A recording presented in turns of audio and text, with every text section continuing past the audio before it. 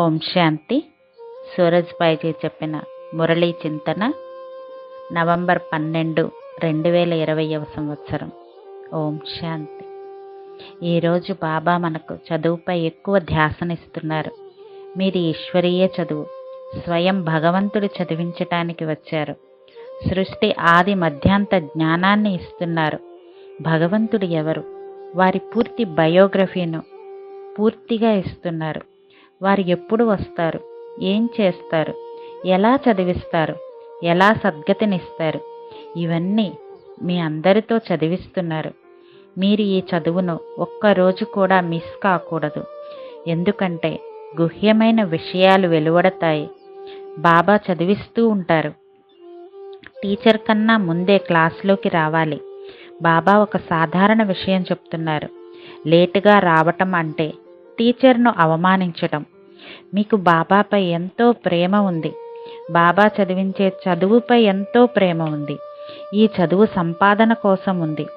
ప్రపంచంలోని వారి చదువు కూడా సంపాదన కోసమే ఉంది.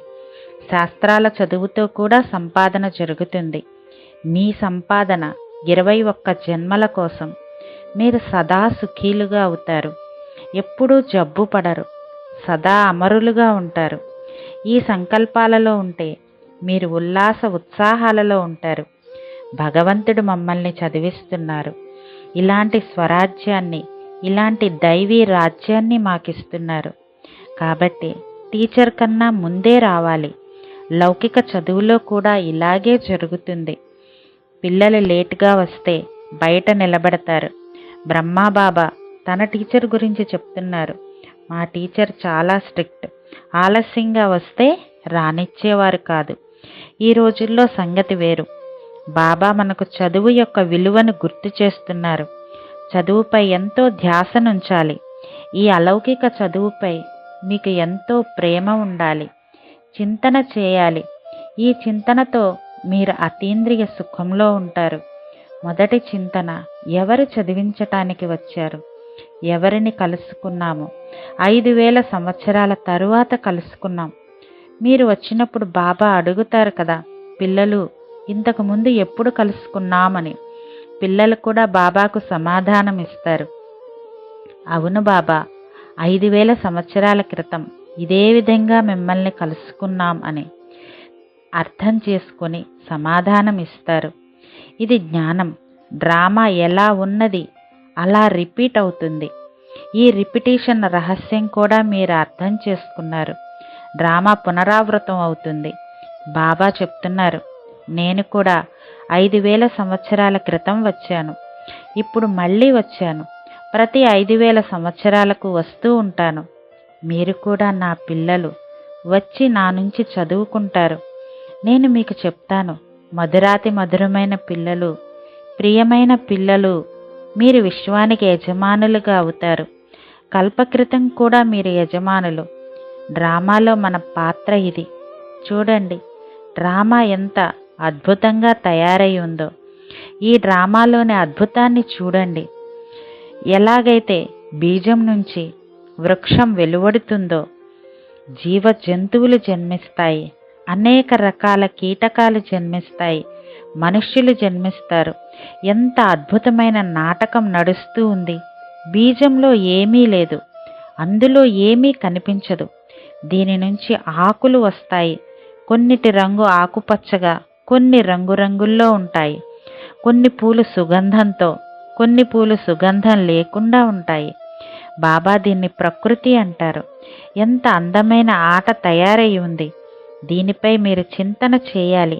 సత్యయుగంలో అన్నీ యోగబలంతో జరుగుతాయి. సంతానం కూడా యోగబలంతో కలుగుతుంది. బాబా నెమలి ఉదాహరణనిస్తున్నారు. మగ నెమలి, ఆడ నెమలి రెండూ అందంగా ఉంటాయి. నెమలి భారతదేశ జాతీయ పక్షి. ఎందుకంటే నెమలి గర్భం కన్నీటితో జరుగుతుంది, వికారాలతో కాదు. కన్నీటితో గర్భం ధరిస్తుంది.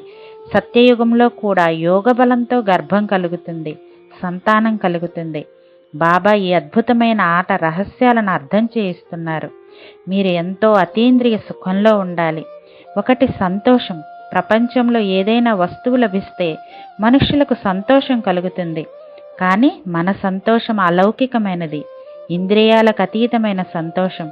అందుకే అతీంద్రియ సుఖం, అతీంద్రియ సంతోషం అంటారు. ఇంద్రియాలతో మనం మంచి భోజనం చేసినా, ఎవరైనా మంచి విషయం చెప్పినా మనకు సంతోషం లభిస్తుంది. కానీ మనం యోగయుక్తంగా ఉంటే, జ్ఞాన చింతనలో ఉంటే మనకు అతీంద్రియ సంతోషం లభిస్తుంది, చాలా లోతైన సుఖం లభిస్తుంది. బాబా చెప్తున్నారు, ఈ సుఖాన్ని పెంచుకుంటూ వెళ్ళండి, చింతన చెయ్యండి, మేము ఎవరము, ఎవరి పిల్లలము అని. బాబా వచ్చి గుర్తు చేశారు, మీరు నా పిల్లలు, నేను నిరాకారుడిని. మీరు నన్ను పతిత పావనుడా రండి అని పిలిచారు, కానీ పతితంగా అవడానికి అసహ్యం రాలేదు. నేను మిమ్మల్ని పావనంగా చేయటానికి వచ్చాను. మీరు ఈ జ్ఞానచింతన చేసి బాబాను కలుసుకున్న సంతోషంలో ఉండాలి. భగవంతుడు చదివించటానికి వచ్చారు. ఎటువంటి సంపదను ఇస్తారంటే 21 జన్మలు మీరు సంపాదించాల్సిన అవసరం ఉండదు. మనల్ని సంపన్నంగా చేస్తారు, సంపూర్ణ సుఖాన్ని ఇస్తారు. బాబా ఇంకో విషయం చెప్తున్నారు, మీ యోగ బలంలో ఎంతో శక్తి ఉంది, మీలో కూడా ఎంతో శక్తి ఉంది. బాబా చెప్తున్నారు, మీరు మాస్టర్ సర్వశక్తివంతులు. మీరు యోగంలో ఉండి భోజనం తయారు చేసి తినండి, దీనితో కూడా ఎంతో శక్తి కలుగుతుంది. దీనిపై అందరూ ధ్యాసనుంచాలి. ఈరోజు ఈ మహావాక్యాలు విని ఎంతో సంతోషంలో ఉండాలి. ప్రపంచం ఎక్కడ ఉంది, మనం ఎక్కడ ఉన్నాము, ఎవరి తోడుగా కూర్చుని ఉన్నాము, ఎవరు మనల్ని చదివించటానికి వచ్చారు. ఈరోజు వరదానం, ఎలాగైతే స్థూలమైన సేవ చేస్తారో అలాగే అంతఃవాక శరీరంతో కూడా సేవ చేయండి. అంతఃవాక శరీరం అంటే ఏమిటి? మనం స్థూల సేవ చేస్తాం. బాబా చెప్తున్నారు, ఈ శరీరం ద్వారా ఎక్కడికైనా వెళ్ళి ఆత్మలకు శక్తినివ్వండి, సహాయం చెయ్యండి, వారికి సందేశం ఇవ్వండి. అభ్యాసం ఇలా చెయ్యండి, ఇది నా సూక్ష్మ శరీరం, నేను ఆత్మను కూర్చుని ఉన్నాను, ఎక్కడికైనా ఎగిరి వెళ్ళండి, నేను చాలా తేజస్విని. దీనితో సాక్షాత్కారాలు జరుగుతాయి. ఎలాగంటే ఆదిలో యజ్ఞ స్థాపన జరిగినప్పుడు అందరికీ సాక్షాత్కారాలు జరిగాయి. చాలా మంచిగా దీనితో సేవలో వృద్ధి జరుగుతుంది. మన అనుభవం కూడా మంచిగా ఉంటుంది. స్లోగన్ ఉంది, గౌరవాన్ని త్యాగం చేయడంలోనే గౌరవనీయులుగా అయ్యే భాగ్యం ఇమిడి ఉంది. ఇది చాలా లోతైన విషయం. గౌరవాన్ని త్యాగం చేస్తే మీరు గౌరవనీయులుగా, పూజనీయులుగా అవుతారు. ఈరోజు చింతన ద్వారా ఎంతో సంతోషంలో, నశాలో ఉందాం. మన సూక్ష్మ శరీరంలో కూర్చుని వేరే వేరే స్థలాలకు వెళ్ళి అక్కడ వైబ్రేషన్స్ ఇద్దాము, సందేశం ఇద్దాము. ఈ అభ్యాసం రోజంతటిలో కనీసం 5 సార్లు తప్పనిసరిగా చేద్దాము. ఓం శాంతి.